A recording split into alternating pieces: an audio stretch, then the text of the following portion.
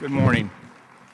Thank you very much, Rick Waddell, for those kind words, and I'd like to thank Northern Trust for their great commitment to our city and many the business leaders that are here. That we in Chicago are very fortunate to have the business community that's directly working with government on behalf of the citizens of the city of Chicago.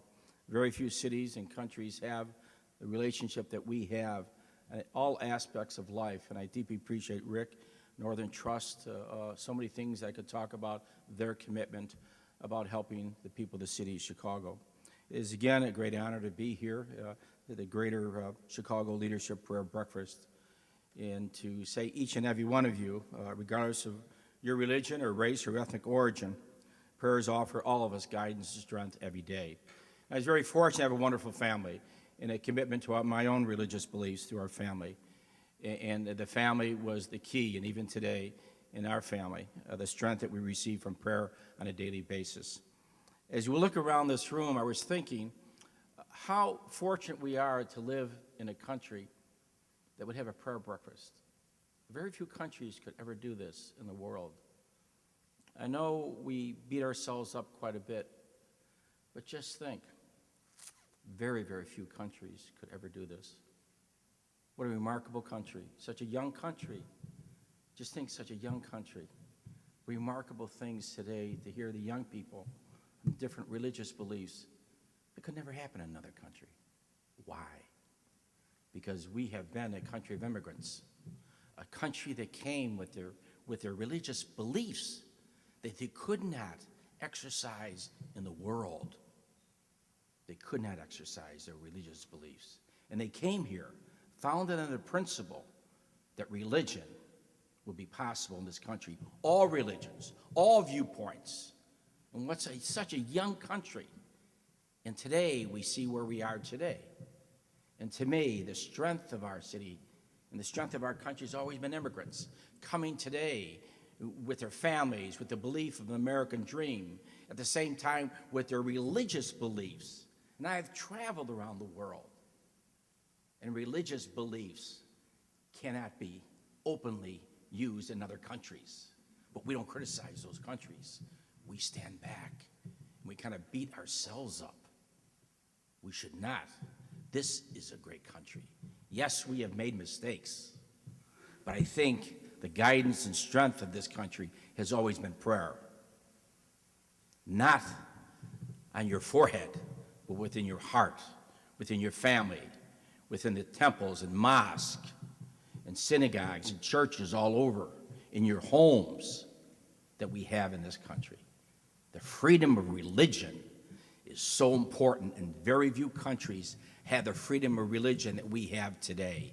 And it was founded by people who came here who could not exercise their religious beliefs openly and fairly in their own countries. And that's why I firmly believe the strength has always been with prayer in this country, in a personal way.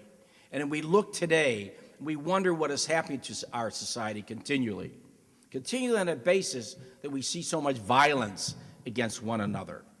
Violence against children, children against children, adults against adults.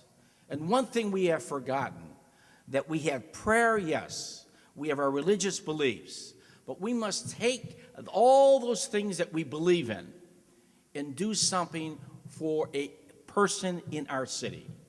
Whether it's mentoring a child that comes from a totally dysfunctional family that cannot function. We wish they could. Government can only do so much. Government cannot put families together. It's impossible.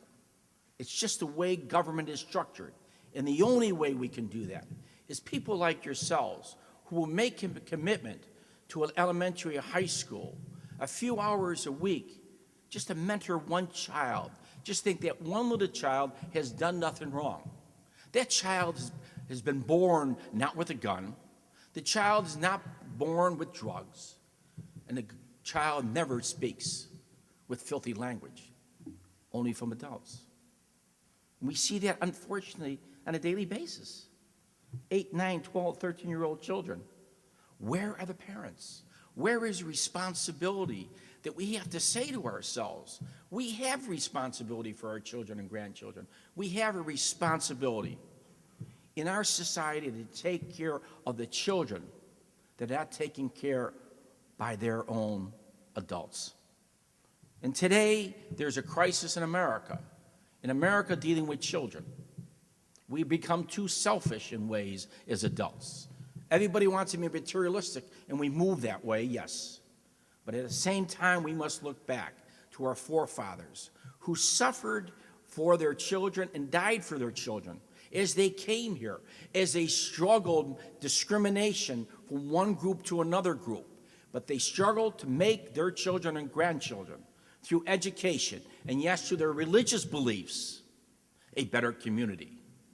Now it is our turn of our generation, regardless of what age category you're in, is to say today that I will, as I leave this room, after my prayers and after all the speeches, that some way I will mentor one child in our city.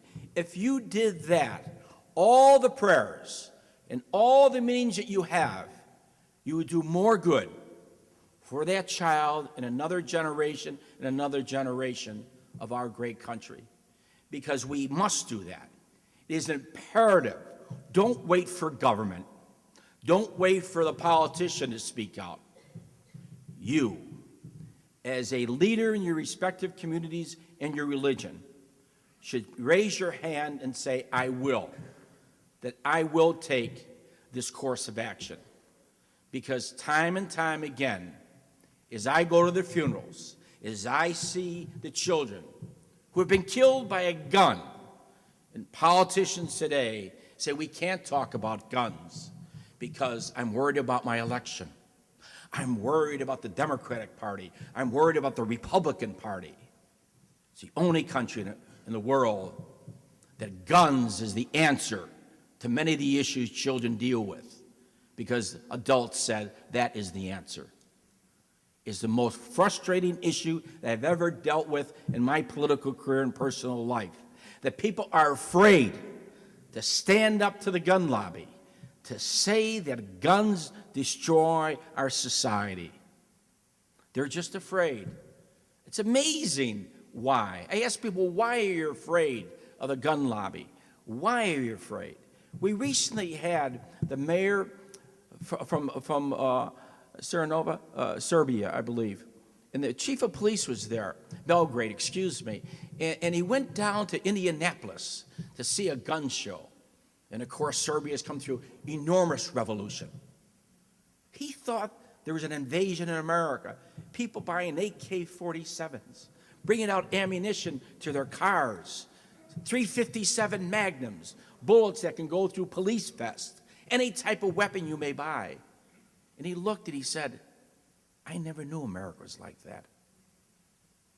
And so today, as you pray, think of the children that's been killed by a gun and adults been killed by a gun in America. We should be ashamed of ourselves. And I firmly believe, as we all pray, that if you look at yourself, Northern Trust, Rick Riddell does a tremendous job of the employees reaching out to our community, adopting a school, coming forward, mentoring. But we have to have, it should not be the mayor, it should be leaders of religion, leaders of the business community and not-for-profit, saying, let's go to these schools and mentor a child. And I've met all these children. They're wonderful kids. They've done nothing wrong in life. They've done nothing wrong in life, with one exception. That adult has not given them prayer. That adult has not reached out to that child and said, I want to make you better. And today, as you pray, I'd hope that some way, one of you or a few or your company would call me, set up a meeting, and help me take the children of Chicago, regardless of who their parents are, and we say to them, we believe in you, we believe our prayers will help you, but most importantly, I will help you. Thank you very much.